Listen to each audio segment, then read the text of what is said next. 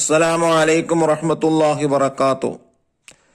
സമസ്തയുടെ മദ്രസകളിൽ 3ാം ക്ലാസ്സിന് വേണ്ടി നടത്തിയ മദ്രസ വാർഷിക പരീക്ഷയുടെ അഖ്ലാഖിന്റെ ക്വസ്റ്റ്യൻ ആൻസറാണ് വായിക്കുന്നത്.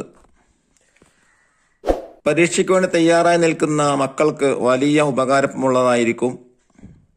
നിർബന്ധമായിട്ടും വീട് മുഴുവനും കേൾക്കുക. 50 മാർക്കിനാണ് കൊടുത്തിട്ടുള്ളത്. ഒന്നാമത്തെ യോജിച്ചവ ചേർക്കാം. ആദ്യമായി ബ്രാക്കറ്റ് വായിക്കാണ്. ഉമ്മയുടെ പ്രാർത്ഥനയാണ് യർഹമുക്കല്ലാഹു, വലിയ സംഘത്തിനെ ദൂർത്ത് അയൽവാസിക്ക് ഗുണം ചെയ്യൽ പ്രത്യേകം പരിഗണിക്കണം. ഈ ബ്രാക്കറ്റിൽ നിന്ന് ശരിയായതെടുത്ത് ഫില്ല് ചെയ്യാനാണ്. അതിലൊന്നാമത്തത് ചെറു സംഘം സലാം പറയണം വലിയ സംഘത്തിന്. 2, തുമ്മിയവൻ അൽഹംദുലില്ലാ എന്ന് പറഞ്ഞാൽ അവനോട് പറയണം. ഇവിടെ തുമ്മിയവൻ എന്നാണുള്ളത്, തുമ്മി എന്നേ ഉള്ളൂ, ടൈപ്പിംഗ് മിസ്റ്റേക്ക് ആയിരിക്കും. യർഹമുക്കല്ലാഹു. മൂന്നാമത്തത് ഇമാം നവവി റളിയല്ലാഹു അൻഹുയുടെ വളർച്ചക്ക് കാരണമായത് ഉമ്മയുടെ പ്രാർത്ഥനയാണ്. 4, ദാനധർമ്മങ്ങൾ നൽകുമ്പോൾ കുടുംബക്കാരെ പ്രത്യേകം പരിഗണിക്കണം. 5, പരലോക വിശ്വാസത്തിന്റെ അടയാളമാണ് അയൽവാസിക്ക് ഗുണം ചെയ്യൽ. 6, അനാവശ്യമായി ധനം ചിലവഴിക്കലാണ് ധൂർത്ത്. എന്നീ രണ്ടാമത്തെ ശരിയായ പ്രസ്താവനകൾ തെരഞ്ഞെടുത്ത് എഴുതാം. ഈ 4 നിന്ന് ശരിയായത് മാത്രം എടുത്ത് എഴുതാനാണ്. 1, പിശാച്ചിന്റെ മിത്രങ്ങളാണ് ധൂർത്തടിക്കുന്നവർ. 2, നാം ഒരാൾ ആക്രമിച്ചാൽ അവന്റെ കൂടെ അള്ളാഹു ഉണ്ടാവും.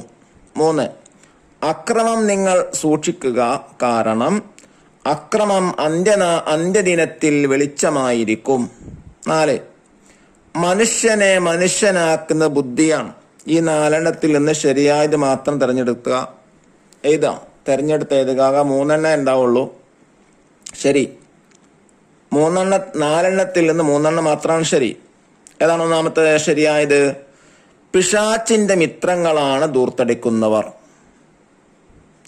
രണ്ടാമത്തത് നാം ഒരാൾ ആക്രമിച്ചാൽ അവന്റെ കൂടെ അള്ളാഹു ഉണ്ടാവും. മൂന്നാമത്തത് മനുഷ്യനെ മനുഷ്യനാക്കുന്ന ബുദ്ധിയാണ്. ഈ 4 നിന്ന് മൂന്നാമത്തതാണ് തെറ്റുള്ളത്. എന്താണ്? അക്രമം നിങ്ങൾ സൂക്ഷിക്കുക. അത് ശരിയാണ്, കാരണം അക്രമം അന്ത്യദിനത്തിൽ വെളിച്ചമായിരിക്കും. ആ വെളിച്ചമായിരിക്കുള്ള തെറ്റായ പ്രസ്താവനയാണ്. അപ്പൊ ഈ 4 നിന്ന് 3 എടുത്ത് എഴുതേണ്ടത്. ശരിയായത് 3. ഇനി അതിൽ മൂന്നാമത്തത് 2 വീതം എഴുതാം. 2 എഴുതിയാൽ മതി. എന്താണ് ഒന്നാമത്തെ ചോദ്യം? അഹങ്കാരത്തിന്റെ ലക്ഷണങ്ങൾ 2 മാത്രം എഴുതാം. ജനങ്ങളിൽ നിന്ന് മുഖം തിരിഞ്ഞു കളയുക, പൊങ്ങച്ചം പറയുക, വലിയവനാണെന്ന് നടിച്ച് ഗമയിൽ നടക്കുക, മറ്റുള്ളവരെ നിസ്സാരമായി കാണുക. ഇതിൽ നിന്ന് ഏതെങ്കിലും 2 എഴുതേണ്ടത്.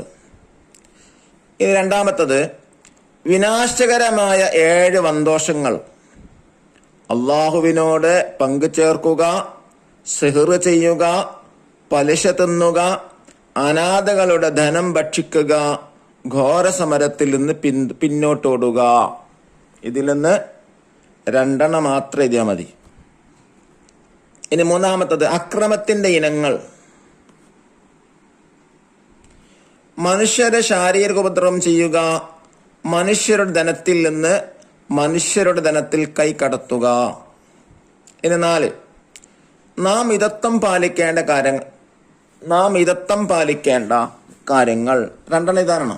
1, ഭക്ഷണം, വസ്ത്രം, കരണ്ട്, വീട്ടുപകരണങ്ങൾ. ഇതിൽ നിന്ന് ഏതെങ്കിലും 2 എഴുതേണ്ടത്. ഇനി 4 ഉത്തരം എഴുതാം. ചോദ്യോത്തരാണ്. ഒന്നാമത്തെ ചോദ്യം, യഥാർത്ഥ അറിവുണ്ടാകുന്ന എന്തിനെയാണ്? യഥാർത്ഥ അറിവുണ്ടാകുന്നത് എന്തിനെയാണ്? വിനയത്തെ.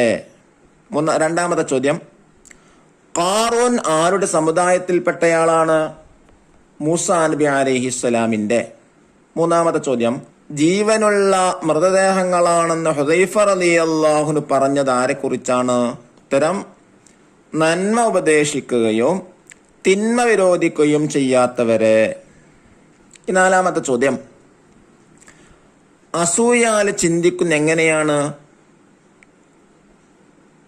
നല്ലതെല്ലാം തനിക്ക് മാത്രം, മറ്റുള്ളവർക്കൊരു നന്മയും ഉണ്ടാവരുത്. ഇനി അഞ്ചാമത്തെ ചോദ്യം, ദുന്യാവും ആഖിറും നഷ്ടപ്പെട്ടവരാണ് അവർ. ആരാണവര്? ലഹരിക്ക് അടിമപ്പെട്ടവർ.